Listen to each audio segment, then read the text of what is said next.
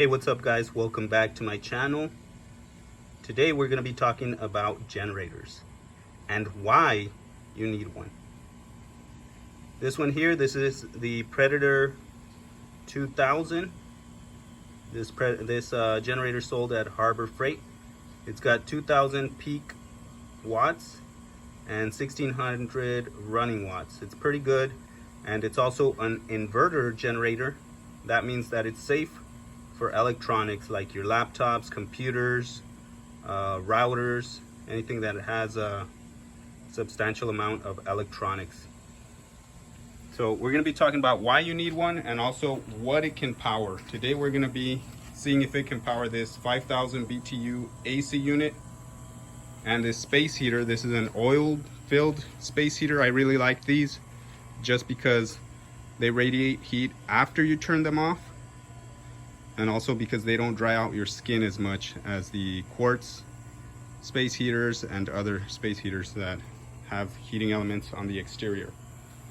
Okay guys, let's get into the video. Right now it's probably about 100 degrees here in South Texas, so we're going to start off with the AC unit because I know a lot of people are experiencing a lot of heat around the country, heat advisories, excessive heat warnings, so on and so forth. So let's start off with this small window unit. Give me a second to set up and I'll be right back. Okay, so first of all, we're going to go ahead and get this generator started. Let's move it over here. What you need to do is you have to set it to the start position. It's kind of like choke, and then you have to turn off this ESC throttle on, electronically controlled. This basically controls the idle of the engine. When it's on, it allows the generator to be more fuel efficient. When it's off, it just runs at a normal level. It uses more fuel, but it's able to take surge loads or strong loads. When they kick in, it takes them easier. Okay, here we go. So we have it on start. We're gonna go ahead and pull. Oh, we forgot one thing. We gotta turn the cap to on to vent it. You hear the vent come on. So I like to put it not right on the on. I like to go back a little bit just to make sure that it opens a little bit. Here we go, and we're gonna pull on this. First start, nice. And we're gonna take it to run. That's what I like about these inverter generators, guys. They're a lot quieter than other generators. Always point your exhaust away from your house and windows.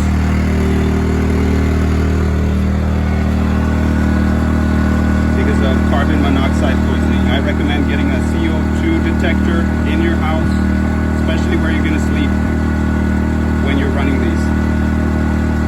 I have one in there just in case CO2 levels start to rise. For whatever reason, maybe the wind direction changes when you're asleep. Let's get into the video. Let's go ahead and connect our AC unit here. And we'll turn on the eco mode. You hear it throttle down.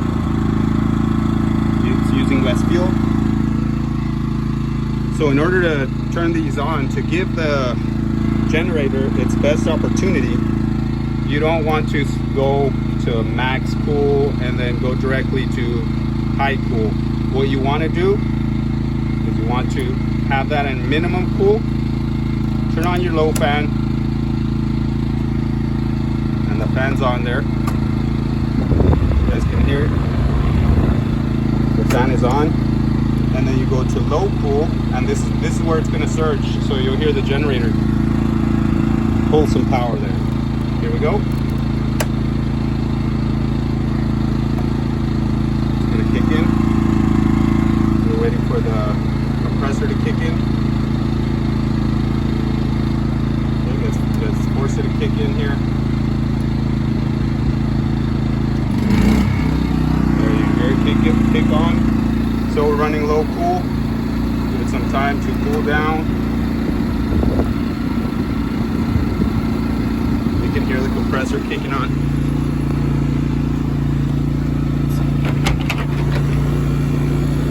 Hear the compressor.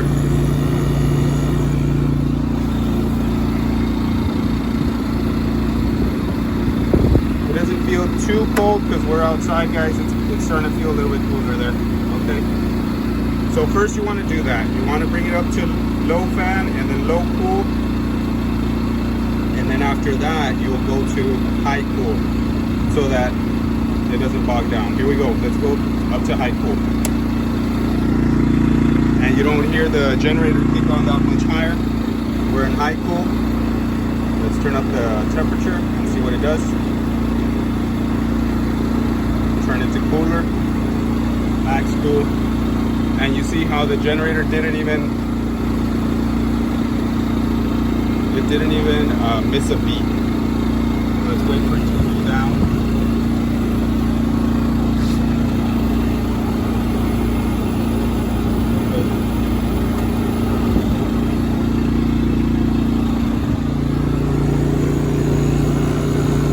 You hear the generator, the compressor.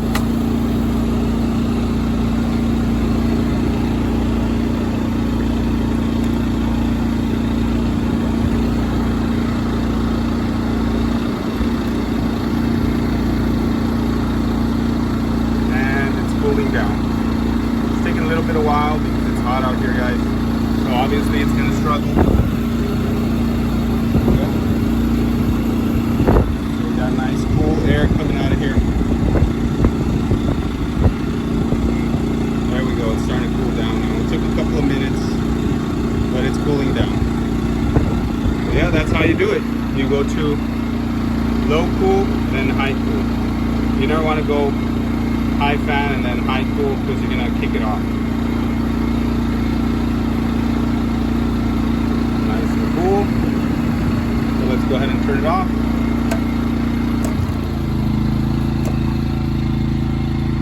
And let's try out now our heater, our space heater. Turn that one off.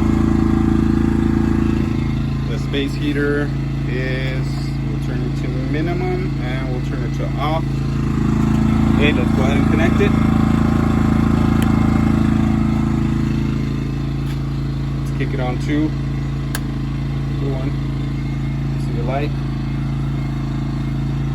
It's on. Here we are, 1. Let's go to max heat. Oh yeah, he creates a good amount of pull on the generator. So it's able to do it at minimum. Number 1, let's go to 2. Kicked it on.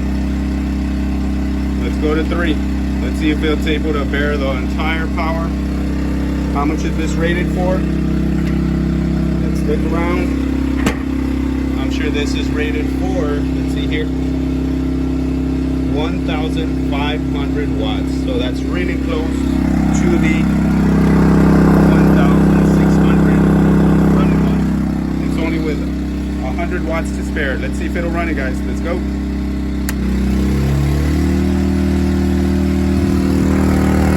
And it's doing it. There's no overload light, which is good. And it can do this all day long. See if it's throwing some heat. Yep, it's getting warm in there. Over here are the heating elements. Definitely getting hot. Let's go ahead and shut this off.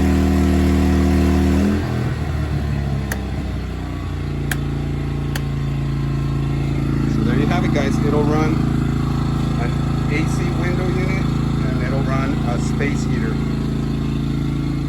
So that little thing will save you, whether it's a heat wave or whether it's a winter storm. So they're good to have around, guys. They're not that expensive. A lot of people spend more money on cell phones, computers, TVs, fridges, watches, whatnot, when all you need is $250 to to be able to have a little bit of peace of mind, be able to take care of your family whenever things get bad. So yeah guys, I really recommend these small inverter generators. Always turn off the power to your devices and disconnect them before you turn off. I didn't disconnect, but I knew that my heater was off. But you always want to make sure that the load is off of the generator. So yeah guys, for example, this small generator, it's got a 1 gallon fuel capacity. It'll be able to run this heater for probably approximately 5 hours on 1 gallon of gas, and this window AC unit, it'll probably run it for maybe 8 hours on 1 gallon of gas. So you just get yourself a little 5 gallon gas can and you're able to run for maybe 2 days depending, and you can run it on and off. You can give it a little rest for an hour or two, or while you're refueling, let it rest for 30 minutes. That will make the runtime even longer if you just give it a little rest. When it gets nice and cool inside, you can shut it off for a little bit. Once it starts to get uncomfortable, kick it back on. So yeah guys, next time we'll go ahead and test this out on a fridge and other appliances inside the house. So if you have one of these, there's a couple of ways that you can hook it up to your house, to your appliances. You can run extension cords in and connect your fridge, or run an extension cord in through your window and run the AC unit. You can also have an interlock kit connected to your breaker box and connected directly to an outlet that goes outside. They have through the wall outlets that they sell.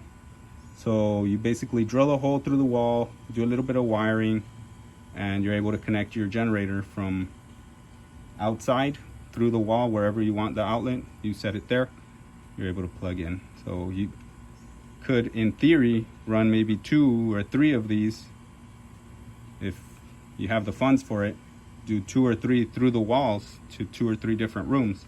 Be able to run a heater in every single room, or an AC unit in every single room. But they're good to have guys, and you can also use them for power tools if you're outside doing work, if you have a ranch, or you like to go tailgating or camping, you can take it along with you. So it's got a lot of different uses. I really highly recommend that everyone have one of these in case of an emergency. If you can't,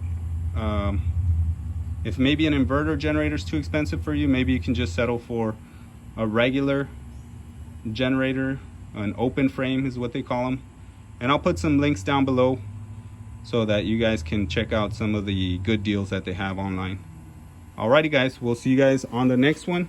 Go ahead and comment, share this video, like it, and subscribe, and turn on your bell notifications so that you can be notified whenever I upload another video. The next one will be running probably this same generator, testing it out to see if it'll run in a refrigerator and other appliances inside. Alrighty guys, we'll see you on the next one.